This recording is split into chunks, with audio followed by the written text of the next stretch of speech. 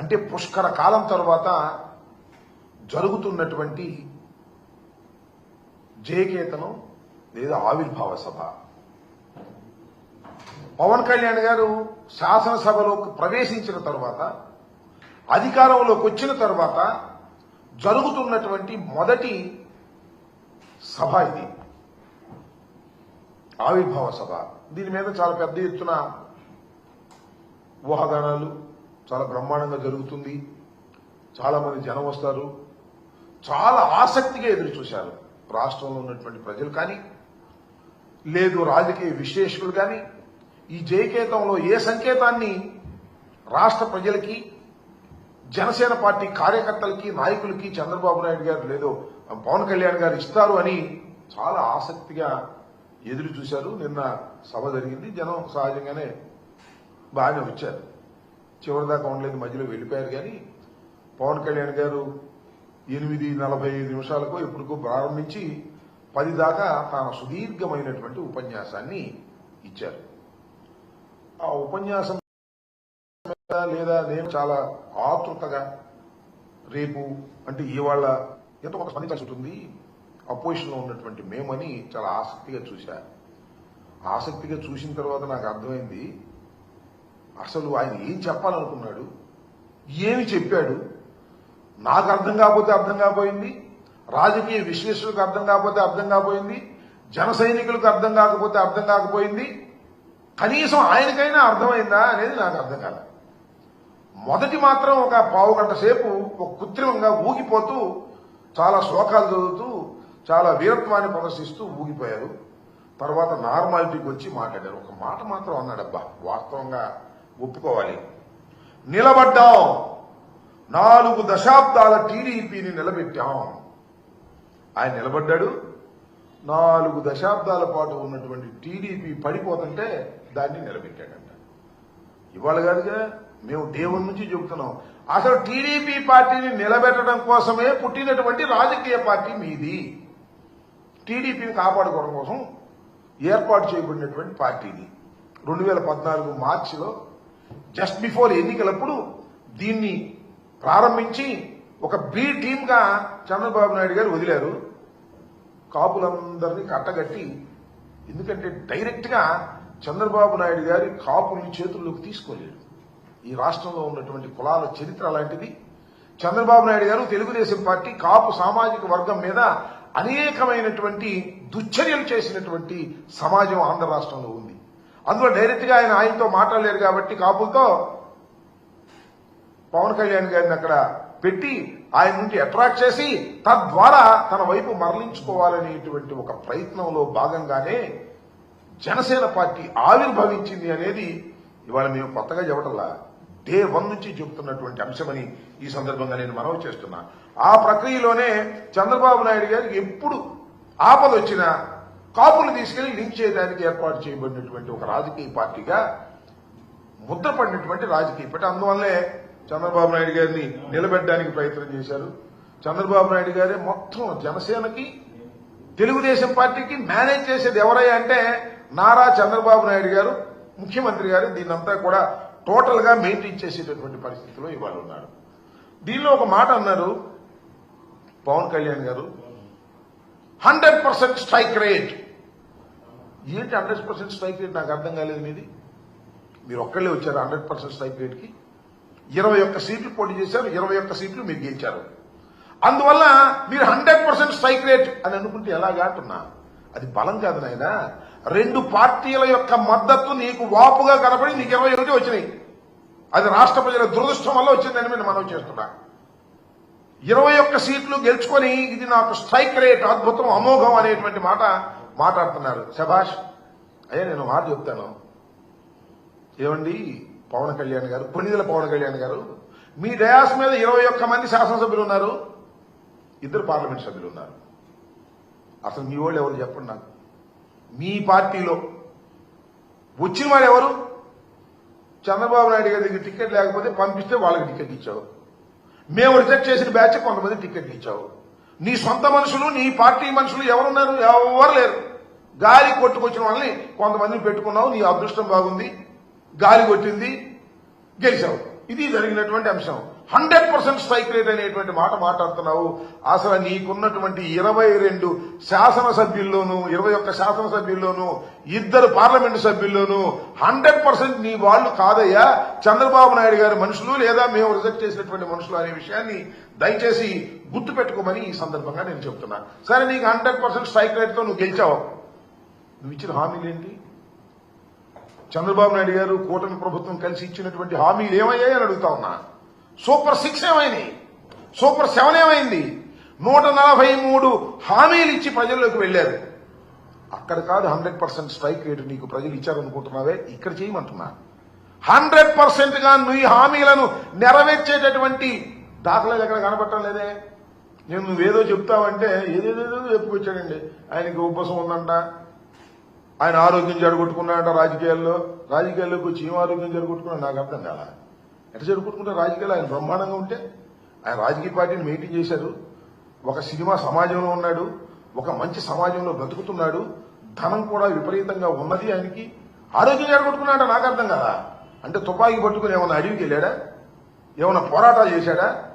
నేను ఆరోగ్యం జరగొట్టుకున్నాను, రాజకీయాల వల్ల ఈ 11 సంవత్సరాల పాటు రాజకీయాలు లాగటం అంటే సామాన్యమైందా, ఎంత కష్టమైంది అని ఆయనే చెప్పుకునేటటువంటి పరిస్థితి వాళ్ళ కనిపిస్తా ఉంది. అంతేకాదు నాకు చాలా విచిత్రం వేసింది ఏంటంటే, ఎవరు హిందీ పత్రిక ఇంగ్లీష్ పత్రిక ఈయన గురించి రాశారంట మ్యాగజైన్ లో.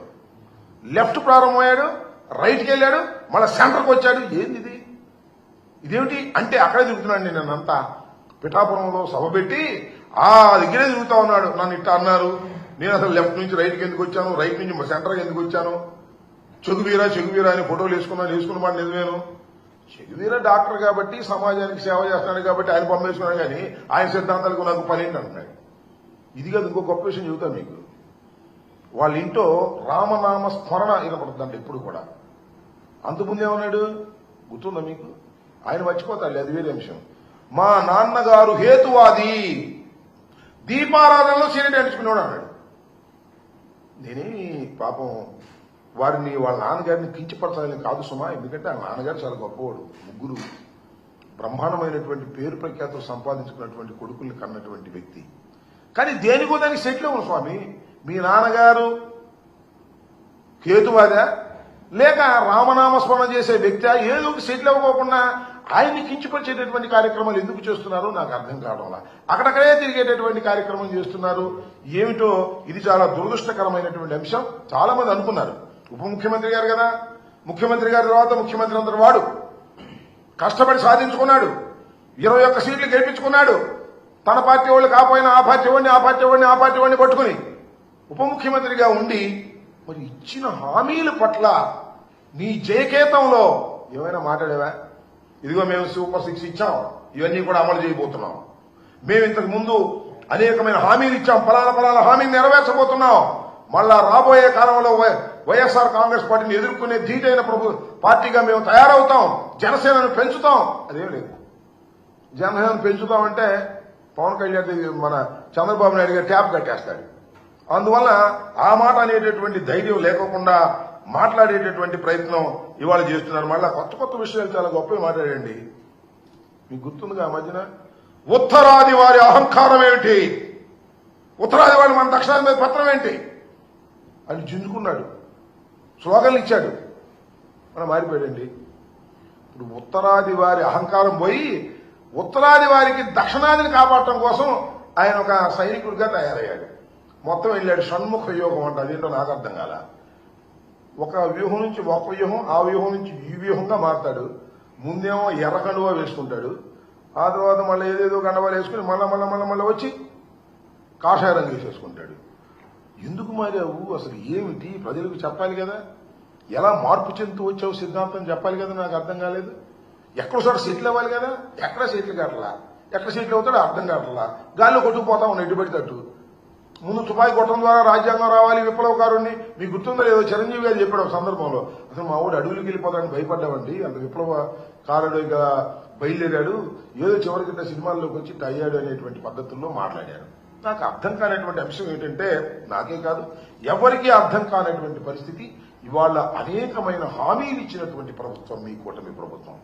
3 కలిసి అధికారంలోకి వచ్చారు, మమ్మల్ని ఓడించారు.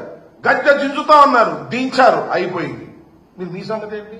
గద్దెకి మీరేం పగలిస్తున్నారని అడుగుతా ఉన్నా, మీరేం చేస్తున్నారని అడుగుతా ఉన్నా. ఇవాళ జయకేతనం అని చెప్పి మీటింగ్ పెట్టి అందరినీ పిలిచి మీరు మాట్లాడింది ఏంటి, మీకు చెప్పింది ఏంటి, ఏమి అర్థం కానటువంటి ఒక అగమ్యం గోచరంగా ఇవాళ పవన్ కళ్యాణ్ గారు ప్రవర్తిస్తున్నాడు. ఆయనకి అసలు ఒక సిద్ధాంతమే లేదు. షణ్ముఖ వ్యూహం అని చెప్పేసి ఒక వ్యూహం నుంచి మరొక వ్యూహం, ఆ రకంగా ఊసర వెలిలాగా మారిపోతున్నారు. సెటిల్ కానటువంటి పరిస్థితి ఇవాళ కనిపిస్తా ఉంది. వాలంటీర్లు మోసం చేశారు.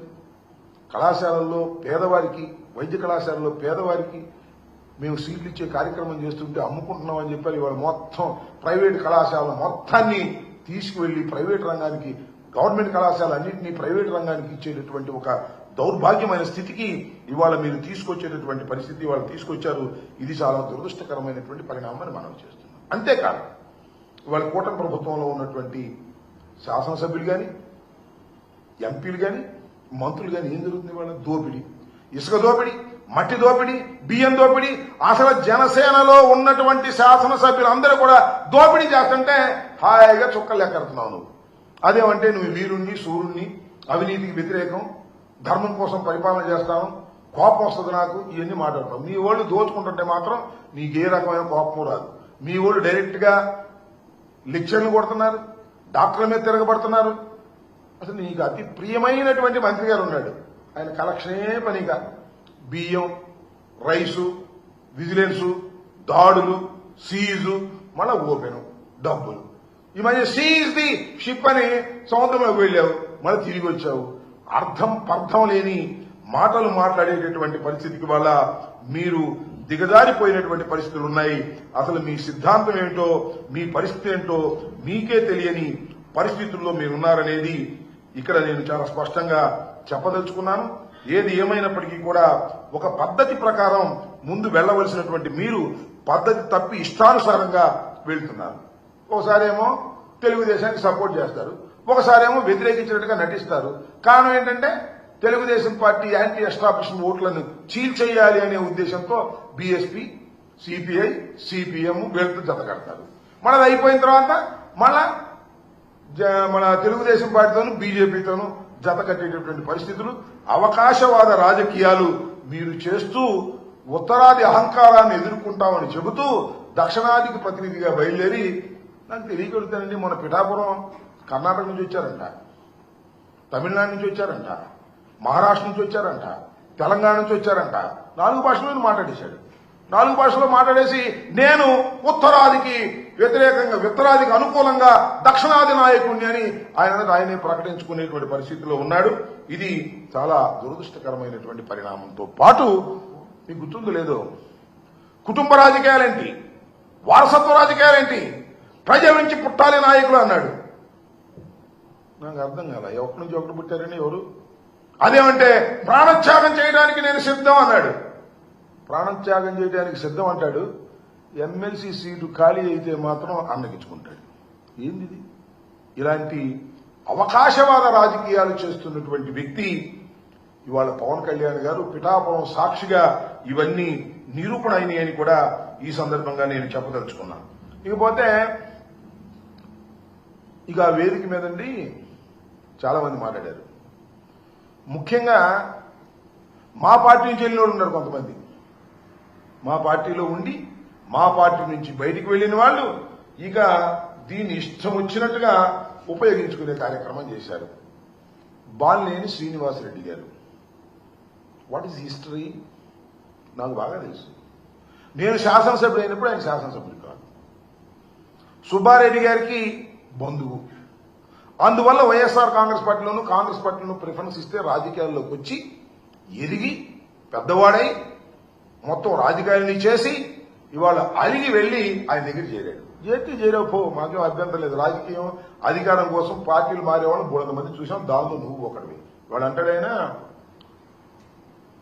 నా ఆస్తులన్నీ కూడా నాశనం చేసుకున్నాను, బోలెడు డబ్బులు తగలేసుకున్నాను, నా దగ్గర నుంచి జగన్మోహన్ రెడ్డి గారు దోపిడీ చేసి ఆస్తులు లాక్కున్నాడు అనేటువంటి మాట మాట్లాడుతున్నారు. సిగ్గేలా లేదమ్మా. ఎక్కడ పోగొట్టుకున్నావు నీ ఆస్తులు? ఎక్కడ పోగొట్టుకున్నావు అక్కడ ఎదుర్కో, ఇక్కడ కాదు. ఎక్కడో పోగొట్టుకుంటావు నువ్వు, అక్కడ ఎదుర్కోవాలి. చాలా మంది చెప్తా ఉన్నారు ఎక్కడెక్కడ పోగొట్టుకున్నావో.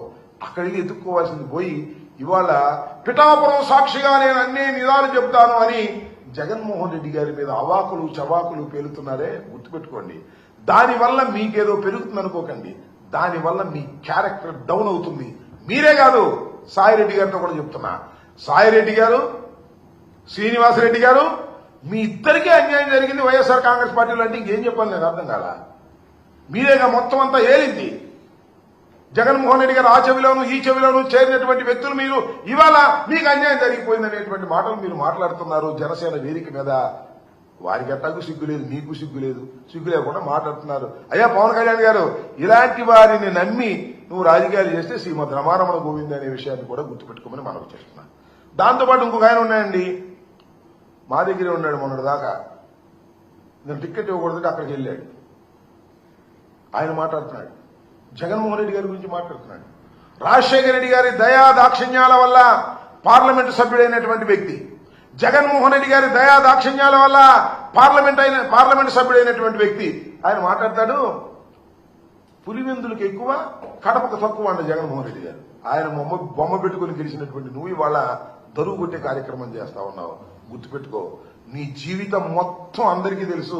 ఏదో వేదిక దొరికింది కదా అని రెచ్చిపోవద్దు, పిచ్చి పిచ్చిగా మాట్లాడొద్దని కూడా మనం చేస్తున్నాం. ఇప్పుడు ఇలాగే ఉండదు సార్, 4 సంవత్సరాలే, 4 సంవత్సరాల పరిస్థితులు మారతాయనే విషయాన్ని కూడా గుర్తుపెట్టుకోండి. ఇష్టం వచ్చినట్టు మాట్లాడి ఇక్కడేమో దరువు కొట్టడం, అక్కడికి వెళ్ళి ఎర్ర కన్నవా వేసుకొని ఇష్టం వచ్చినట్టు పవన్ కళ్యాణ్ గారి దగ్గర మాట్లాడేటటువంటి దుర్మార్గమైన రాజకీయాలు దయచేసి చేయొద్దు. అలా చేశారా మీకు భవిష్యత్తులో నూకలు మిగలవని కూడా ఈ సందర్భంగా నేను చెప్పదలుచుకున్నాను. ఈ పోతే ఇంకొక ఆయన ఉన్నాడు, కొత్తగా అయ్యాడు ఎమ్మెల్సీగా, నాగబాబు గారు. ఆయన జగన్మోహన్ రెడ్డి గారి గురించి మాట్లాడుతున్నాడు. జగన్మోహన్ రెడ్డి గారు కామెడియన్ అంట. మరి ఈయనేంటో నాకు అర్థం కాల. అయ్యా, నువ్వు, మీ అన్న, మీ తమ్ముడు ముగ్గురు రాజకీయాల్లోకి వచ్చారు. మీ అన్న అట్ట చేసి కాంగ్రెస్ చేరి కేంద్ర మంత్రి అయ్యాడు. నువ్వేమో మీ అన్న, మీ తమ్ముడు పవన్ కళ్యాణ్ గారు 16 సంవత్సరాలు అయింది శాసనసభకు రావడానికి టైం పట్టింది. అది కూడా ఏంటి, చంద్రబాబు నాయుడు గారు సంకెక్కితే అయ్యారు మీరు. ఆ తర్వాత మీకు ఒక ఎమ్మెల్సీ వచ్చింది. ఓకే, బాగానే ఉంది. జగన్మోహన్ రెడ్డి గారితో పోలుస్తారంటే, జగన్మోహన్ రెడ్డి గారు వీరోచితంగా పోరాడినటువంటి వ్యక్తి, జగన్మోహన్ రెడ్డి గారు ఢిల్లీ కోటని పగలగొట్టినటువంటి వ్యక్తి, పార్టీ పెట్టిన 10 సంవత్సరాలకే శాసనసభ్యుడిగా కాదు ముఖ్యమంత్రిగా అయి ఈ రాష్ట్రాన్ని 5 సంవత్సరాలు పరిపాలించినటువంటి వ్యక్తి. ఆయన తండ్రికి గాని ఆయనకు గాని భగవంతుడు దయ వల్ల, ప్రజల ఆశీస్సుల వల్ల ఓటమి ఎరుగని ధీరులని మనం చేస్తున్నా. వాళ్ళతో పోల్చుకుంటారండి మీరు, నాకు అర్థం కాల. మీరేదో ఇంకో మాట అన్నాడండి ఎవరు ఒక ఆయన, జగన్మోహన్ రెడ్డి గారంట రాజశేఖర రెడ్డి గారు కొడుకు కాకపోతే ఏమయ్యేవాడు, ముఖ్యమంత్రి అయ్యేవాడు అంటున్నాడు. నాకు తెలియగలుగుతానండి, చిరంజీవి గారు తమ్ముడు కాబట్టి మీరేంటి మీ పరిస్థితి? చిరంజీవి గారు మంచి సూపర్ హీరో అయ్యి, అది కూడా అల్లు రామలింగయ్య గారితో వియ్యం పొందిన తరువాత మంచి నటుడుగా పేరు ప్రఖ్యాతులు చెంచుకున్నాడు. ఆ తర్వాత మీరిద్దరు కూడా ఆయన పేరు పట్టుకుని ముందుకెళ్లారు. మీరు ఇలాంటి మాట్లాడతారు, నాకు అర్థం కాలేదు. రాజశేఖర రెడ్డి గారు గాని జగన్మోహన్ రెడ్డి గారు గాని అత్యంత ప్రజాదరణ కలిగినటువంటి నాయకులు. అత్యంత ప్రజాదరణ ఎలా వచ్చింది? ప్రజలకు సేవ చేయడం ద్వారా వచ్చింది తప్ప సినిమాలో నటించడం ద్వారా వచ్చినటువంటిది కాదు అనేది కాస్త అన్నదమ్ములు ఇద్దరు తెలుసుకుంటే మంచిదని మనం చేస్తున్నా. ఇవాళ నాగబాబు గారు రెచ్చిపోయి మాట్లాడుతూ ఉన్నాడు. పాపం ఆయన కూడా ఏదో అన్నాడు, వీళ్ళకి టికెట్ ఇచ్చి వెళ్ళిపోయిన ఆయన కూడా ఏదో అన్నాడు తెలుగుదేశం ఆయన్ని. ఇలా పిచ్చి పిచ్చిగా మాట్లాడటం వల్ల ఏమీ ఉపయోగం లేదు. మీరు అడ్డదారిన రాజకీయాల్లోకి వచ్చిన వారు, ఎవరి సంఖ్య ఎక్కి రాజకీయాలు చేస్తున్న వాళ్ళు, మీకంటూ ఒక ప్రత్యేకమైనటువంటి సిద్ధాంతాలు లేనటువంటి వ్యక్తులు మీరు ఇవాళ మాట్లాడుతున్నారు. వస్తారు జనం, అధికారం ఉంది, డబ్బు ఖర్చు పెట్టారు, సినిమా గ్లామర్ ఉంది, వస్తారు జనం, అధికారం ఉంది కదని. ఈ వచ్చిన వాళ్ళందరూ గొప్ప వాళ్ళని, లేదా మీకే పెద్ద ప్రజాబలం ఉందని గొప్పలో కాలేయొద్దు. దక్షిణాదికి వెళ్తానంట, మన ఉత్తరాదికి వెళ్తానంట, అందరూ ఫోటోలు దిగుతున్నారంట పవన్ కళ్యాణ్ గారి గురించి. అందువల్ల అక్కడ కూడా నాకు బ్రహ్మాండంగా ఉంది, ఈ షణ్ముఖ వ్యూహంలో నేను ముందుకెళ్లిపోతాను, దక్షిణాది మొత్తం నాదే అనుకుంటాడు. ఎక్కడికి వెళ్ళిన ఫోటోలు దిగుతారు సినిమా యాక్టర్, అందరూ ఎక్కడికి వెళ్తే ఏమంటే ఫోటో అన్నీ అంటారు. ఇక నీ అభిమానులు అయిపోతారా, నీ రాజకీయాలు ఫాలో అయిపోతారా? గుర్తుపెట్టుకోమని మనం చేస్తున్నా. ఈ విధంగా పవన్ కళ్యాణ్ గారు జనసేన పార్టీ దశ దిశ లేకోకుండా నిన్న నిర్వహించినటువంటి ఈ జయకేతనం జనం బాగా వచ్చారని అంటున్నారు. చివరిలో పవన్ కళ్యాణ్ గారు మాట్లాడేటప్పుడు వెళ్ళిపోయారని కూడా అంటారు. ఇసుగు పుట్టేది ఏమి లేదు, ఇసుగు పుట్టి వెళ్ళిపోయారు. కాబట్టి మీరు ఏదైతే చెప్పాలని ప్రజలకు అనుకున్నారో అది చెప్పలేకపోయారు. కారణం ఏంటంటే మీ దగ్గర సరుకు లేదు. కేవలం చంద్రబాబు నాయుడు గారికి భజన చేసేటటువంటి కార్యక్రమం, చంద్రబాబు నాయుడు గారి భజన బృందంగానే మీరు తయారయ్యేది నిజమైనటువంటిది. దాన్ని ప్రజలు గమనిస్తున్నారు. ఇవాళ కాకపోతే రేపు కాకపోతే గమనిస్తారు. కాపులు కూడా గమనిస్తారు. అయ్యా కాపులందరూ అనుకుంటున్నారు ఎవడో ఒక మా కులంలో ముఖ్యమంత్రి అయితే బాగుంది అనుకుంటున్నారు. అదేదో పవన్ కళ్యాణ్ గారి ద్వారా అవుతుందేమో అనుకుంటున్నారు. పవన్ కళ్యాణ్ గారి ద్వారా అయ్యేటటువంటి శక్తి పవన్ కళ్యాణ్ గారికి లేదు అనే విషయాన్ని మీరు నిదానంగా తెలుసుకుంటారు. సినిమా క్లైమాక్స్ లో తెలిసింది ఆయన పనిచేయడానికి రాలేదు. కేవలం చంద్రబాబు నాయుడు గారికి ఊడిగం చేయడానికి కాపులందరినీ కట్టగట్టుకుని తీసుకువెళ్లి చంద్రబాబు నాయుడు గారికి అప్పజెప్పడానికి మాత్రమే ఆయన రాజకీయ పార్టీ పెట్టి నడుపుతున్నారనే విషయాన్ని ముఖ్యంగా పిఠాపురం తాలూకా ప్రజలు నేర్చుకోవాలి, తెలుసుకోవాలని ఈ సందర్భంగా నేను చెప్పదలుచుకున్నాను.